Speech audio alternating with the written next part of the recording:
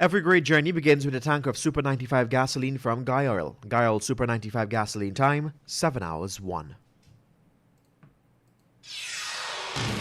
This is the news on top of the hour. Live from our studio in Georgetown. Kaieteur Radio, 99.1 FM. Good morning and welcome to your morning newscast right here on Kaieteur Radio 99.1 and 99.5 FM. My name is Joshua Van Slykeman. Thank you for joining us. Let's get to the news in details. Chinese oil partner is set to recover $39.4 billion for decommissioning. After a careful review of the company's latest financial statements, chartered accountant Christopher Ram has found that CNOOC Petroleum Guyana Limited, the Chinese partner with a 25% stake in the Stabroek Block, is poised to recover $39.4 billion for the decommissioning of wells and facilities for the Liza Phase 1 project. Decommissioning is a practice that occurs when an oil-producing field is nearing its end. It entails the safe removal of pipelines and other infrastructure that were fixed to the ocean floor to extract the oil. Since this exercise runs into millions of dollars, oil-producing countries oftentimes establish a fund so that the operator can make deposits to handle these expenses when the time comes. Guyana's production sharing agreement with ExxonMobil, Hess Corporation, and CNOOC does not conform to this international best practice, which ultimately safeguards the interests of the nation. What it does allow is for the company to begin recovering costs for the decommissioning more than 20 years before it is required to fund the said exercise. Meanwhile, Guyana yet to install 5 years of IMF recommendations. Over the last 5 years, the International Monetary Fund, commonly referred to as the IMF, has been one of Guyana's key partners in developing the technical capacity that is needed to properly govern the oil and gas sector. In addition to this, the financial institution has been at the forefront of highlighting many loopholes in Guyana's oil deal, as well as legislative and regulatory framework which can aid in mitigating significant value loss. In this regard, it has produced several reports between 2015 to now, which offer critical recommendations that should be adopted in spite of the prudent advice it has offered. In these documents, there have been no significant progress by Guyana's political leadership on this front. Get the full details in today's Kaieteur News.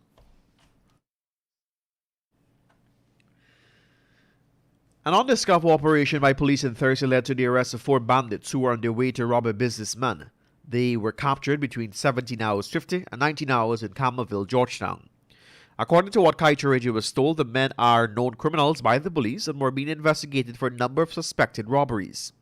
The Guyana Police Force reported yesterday that the intelligence-led sting operators by some of its ranks paid off and foiled the bandits' plans of committing another robbery. The GPF stated that its ranks first cornered one of the bandits, a 23-year-old, at a location in Campbellville.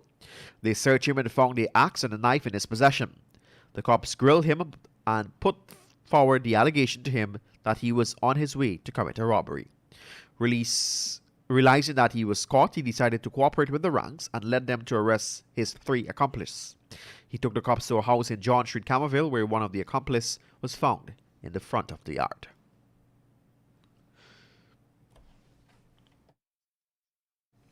Meanwhile, former Minister of Public Security Kaieteur Radio had sent 12 members from the Guyana Police Force and the Georgetown City Constable to the United States of America for training to ride high-class bicycles the country donated to Guyana. Kaieteur News learned of that after a civilian was caught examining one of the bicycles. While doing so, the individual was told to be careful because it is a quote-unquote high-class bike, and ranks had to be sent overseas to learn how to ride it. The individual related that they became curious and asked to try out the bicycle because they thought it might be a quote-unquote sophisticated one. After one ride, the individual noted that the only difference between their bicycle and the force's donated bike was that it have rash brakes and the seat very comfortable.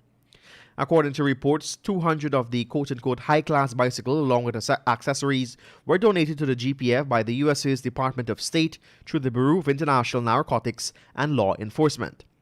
An article posted on the U.S. Embassy in Guyana website noted that the bicycle are $145,000. They were handed over to Ramdutan, who was at the time in charge of public security.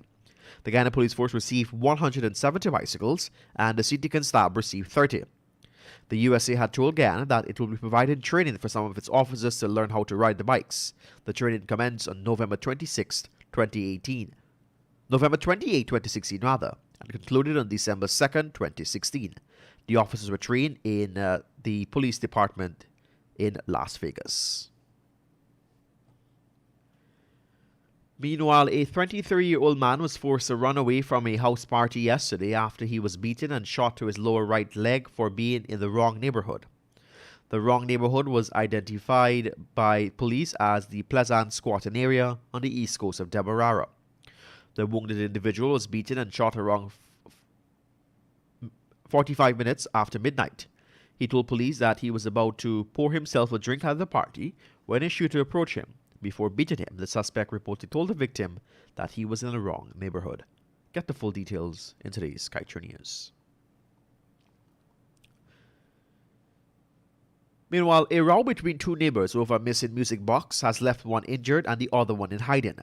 According to police, the injured man has been identified as a 29-year-old Devendra Harry Kisoon called Sonny.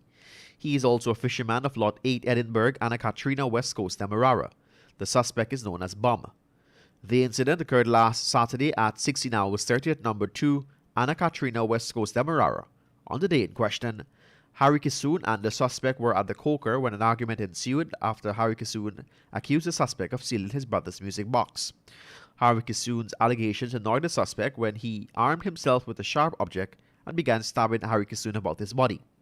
According to the police, the wounded man managed to free himself from the escape.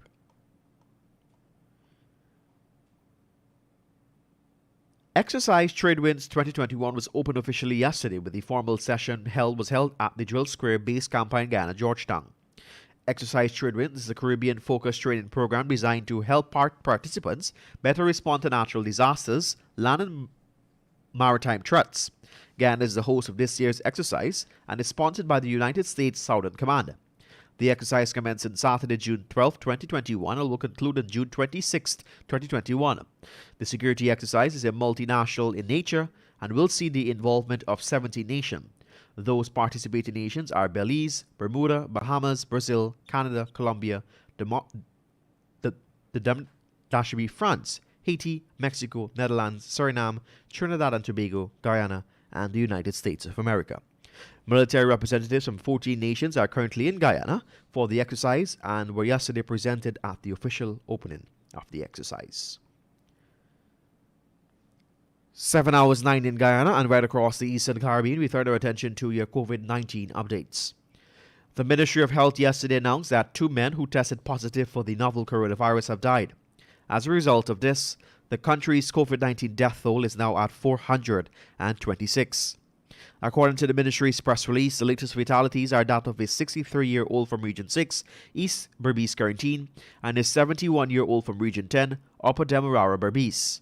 Both persons died on Saturday while receiving treatment at a medical facility. Further, the Health Ministry in its daily COVID-19 dashboard recorded 83 new COVID-19 cases, taking the total number of confirmed cases to 13,386.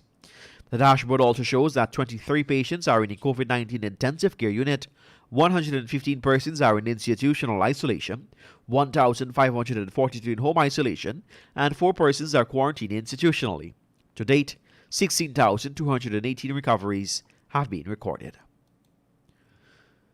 And with that, we've come to the end of your morning newscast right here on Kaieteur Radio 99.1 and 99.5 FM. Let me remind you that you can get the full details of these stories and much more by picking up a copy of the Kaieteur News at a newsstand near you or head across to our website at kaieteurnewsonline.com. I am Joshua Van Sleckman. Thank you for joining us.